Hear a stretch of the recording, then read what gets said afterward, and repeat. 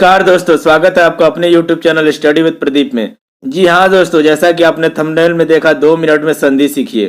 2 minute में संधि सीखने का अर्थ है कि संधि के अगर आप नियम जान जाते हैं तो आप संधि को सॉल्व कर सकते हैं। किसी भी उत्तर प्रदेश सरकार और स्टेट गवर्नमेंट के एग्जाम में, जो भी हिंदी स्टेट है उसमें जो भी स्टेट का एग्जाम होता है उसमें संधि के प्रश्न अक्सर रहते हैं। तो संधि के प्रश्न, अगर संधि के नियम हमें नहीं मालूम है, या तो हम गलत करके चले आते हैं या तो संधि में हम छोड़ देते हैं, संधि के प्रश्न को छोड़ देते हैं।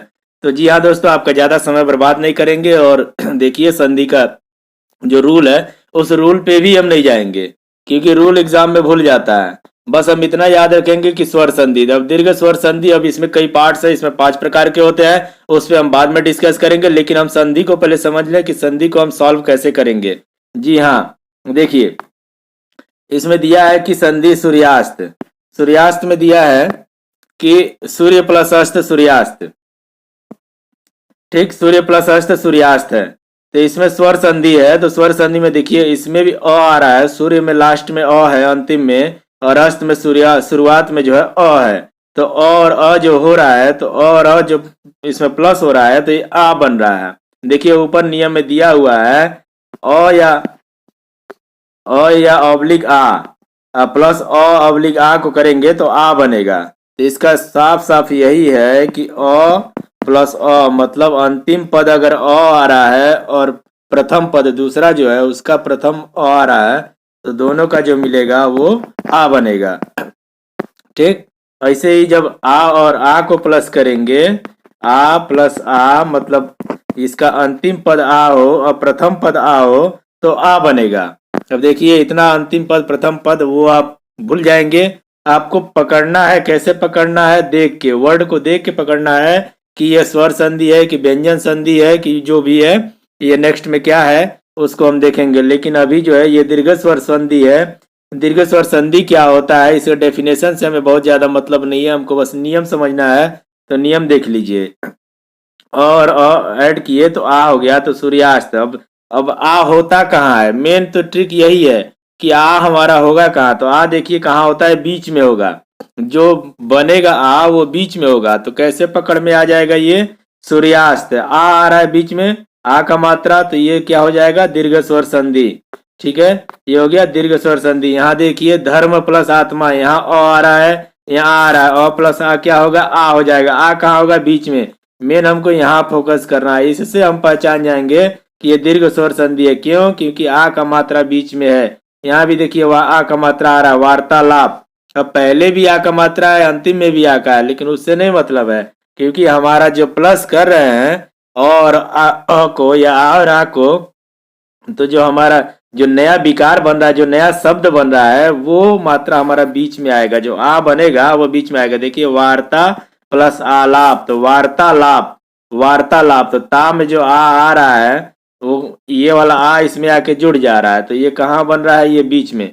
सत्याग्रह, सत्य प्लस आग्रह सत्याग्रह, देखिए यहाँ भी कहा हुआ, बीच में आ गया। य पे ये आ का मात्रा आके यहाँ पर ऐड हो गया, तो इसलिए ये हो गया, य से क्या हो गया, ये या हो गया, सत्याग्रह।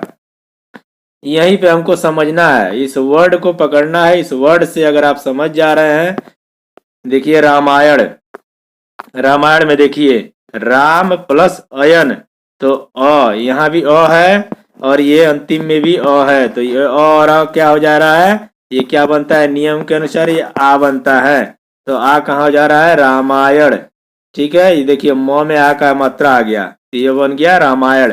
दीर्घ स्वर संधि कैसे हम पकड़ेंगे, बीच में, बीच का वर्ड देखेंगे क्या हो रहा है, आ हो रहा है, दीर्घ स्वर संधि है। कैसे है, अ से अ जुड़ रहा है और बीच में आ बन गया। इसको देख के हम तोड़ना भी सीख जाएंगे। यहाँ पे आ का मात्रा देखेंगे कि धर्मात्मा है। अब जब स्वर संधि विच्छेद हमको देगा प्रश्न में, तो संधि विच्छेद कैसे करेंगे, तब धर्म, धर्म प्लस आत्मा हो जाएगा हमारा, 1 मिनट, धर्म, धर्म प्लस आत्मा हो जाएगा धर्मात्मा। यहाँ म रहेगा, यहाँ आ रहेगा। इस तरह कुछ प्रैक्टिस करने पे भी धीरे धीरे समझ में आने लगती है। जितना ही हिंदी का प्रैक्टिस करेंगे, प्रैक्टिस सेट से या जो पढ़ाया जाएगा उससे, तो आपका उतना ही इम्प्रूव होगा हिंदी। हालांकि हिंदी व्याकरण में सबको कठिनाई होती है, लेकिन ऐसा पढ़ेंगे कि कोई भी कठिनाई नहीं होगी, कोई संधि या पहाड़ नहीं लगेगा, संधि छूमंतर हो जाएगी। किसी भी एग्जाम में आप चुटकी में संधियों की सवाल करेंगे। अब दीर्घ स्वर संधि में देखिए ए और आ का रूल हो गया। ये क्या है, छोटी ई और प्लस छोटी ई क्या बनेगा, बड़ी ई बनेगा। देखिए यहाँ पहले से मार्क किया हुआ है, आप देख लीजिए छोटी ई और छोटी ई जब आएगा तो बड़ी बनेगा, बड़ी बड़ी तो बड़ी बनेगा। मतलब हमेशा बड़ा ही मात्रा होगा। वहां पे अ प्लस अ पे आ बन रहा था और आ प्लस आ पे आ बन रहा था, यहाँ छोटी प्लस छोटी बड़ी बनेगा, बड़ी बड़ी बड़ी बनेगा। तो जो बीच में मात्रा हमेशा आएगा दीर्घ स्वर संधि में, तो ये हमेशा क्या आएगा, देखिए ये बड़ी का मात्रा है, इसका मतलब ये दीर्घ स्वर संधि है। अति प्लस ईव, इसका संधि विच्छेद हो जाएगा अति प्लस ईव। कैसे पहचानेंगे हम, बड़ी है दीर्घ स्वर संधि। देखिए नदीस, नदी प्लस इस, बड़ी है दीर्घ स्वर संधि। हाँ, हालांकि इसका जब संधि विच्छेद करेंगे तो हो सकता है पहले वाले पद में कि छोटी ई का मात्रा आ जाए। जैसा कि आप लोग देख सकते हैं सेकंड वाला जो ऑप्शन है परीक्षा, परीक्षा में क्या हुआ है कि देखिए यहाँ छोटी ई में परी, परी में छोटी ई है, फिर इच्छा, यहाँ पे बड़ी, तो ये क्या हो गया, परीक्षा। परीक्षा में क्या कैसे हम पकड़ेंगे कि ये दीर्घ स्वर संधि है, बीच वाला पद देखेंगे, बीच वाला पद बड़ी है, इसका मतलब ये दीर्घ स्वर संधि है। इसी तरह नेक्स्ट में क्या दिया है, कविंद्र, कवि में देखिए कवि छोटी है, यहाँ पे क्या है, बड़ी छोटी है, छोटी और बड़ी, छोटी क्या होगा, छोटी और छोटी ई और छोटी ई भी क्या हो जाता है, बड़ी ई हो जाता है।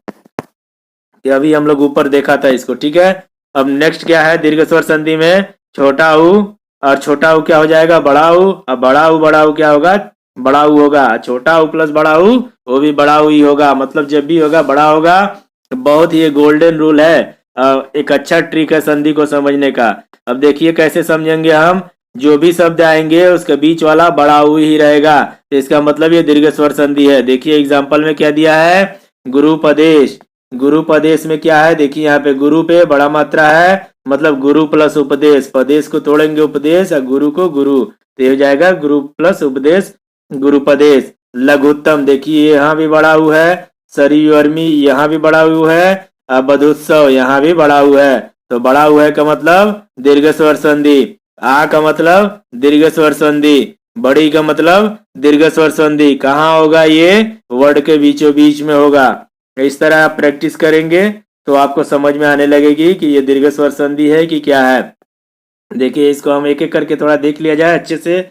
2 मिनट से बहुत ज्यादा हो गया है, लेकिन हमको रूल समझ में आ गया है कि किस तरीके से करेंगे, वही मेन चीज है। हमको रूल समझ में आ जाना चाहिए, तो हम एग्जाम हॉल में जाके जरूर जो संधि के क्वेश्चन है उसको चुटकियों में करेंगे, कुछ एक सेकंड में सॉल्व कर जाएंगे। क्योंकि अब आपको समझ में आ गया कि बड़ा ऊ कैसे होगा, छोटा ऊ प्लस छोटा ऊ बड़ा ऊ होगा, बड़ा ऊ प्लस बड़ा ऊ बड़ा ऊ होगा, छोटा ऊ प्लस बड़ा ऊ होगा। देखिए गुरुपदेश, गुरुपदेश में दे दिया है गुरु प्लस उपदेश, इसको हम लोग देख लिए हैं। अब देखा जाए यहाँ पे सर सरयू इर्मी, सरयू उर्मी, ठीक। तो सरयू उर्मी में क्या दिया है, देखिए यहाँ पे बड़ा हो दिया है, सरयू, सरयू को एक तोड़ेंगे, संधि विच्छेद करेंगे तो सरयू हो जाएगा, और यहाँ पे उर्मी हो जाएगा, तो सरयू उर्मी ये हो गया हमारा संधि विच्छेद। वध उत्सव ये बड़ा हुआ है, इसका मतलब ये दीर्घ स्वर संधि है। बधु प्लस उत्सव, देखिए बधु प्लस उत्सव ये हो गया बधुत्सव। फिर नेक्स्ट हमारा लास्ट जो दीर्घ स्वर संधि का रूल है उसको देख लिया जाए। ये रूल क्या है, ये बहुत तुरंत दिमाग में आ जाएगा, इसका कोई बहुत बड़ा नोट्स नहीं बनाना है, बस एक बार आप प्रैक्टिस करिए आपको समझ में आ जाएगा। एक बार रिवीजन कर लीजिए तो अच्छी तरह से समझ में आ जाएगा। एक बार और हमारे साथ देखिए दीर्घ स्वर संधि के नियम। हाँ, दीर्घ स्वर संधि देखा जाए, इसमें दिया है री प्लस री, री प्लस री क्या हो जाएगा, री ही होगा, ठीक है। इसमें ज्यादा दिमाग नहीं लगाना है।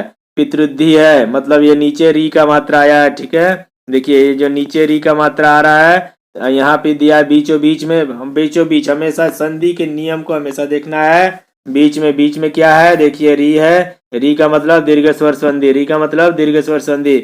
मातृण, मातृण में बीच में री है, मातृ प्लस ऋण, मातृण, मातृ प्लस ऋण मातृण, बीच में री है, इसका मतलब दीर्घ स्वर संधि। इसको संधि विच्छेद कैसे करेंगे, मातृ प्लस ऋण मातृण, पितृ प्लस रिद्धि पितृद्धि। दीर्घ स्वर संधि समाप्त होने के बाद आगे कई प्रकार है और संधि के, उसको हम लोग बाद में देखेंगे। आज का वीडियो यहीं पे समाप्त होता है। धन्यवाद। जय हिंद।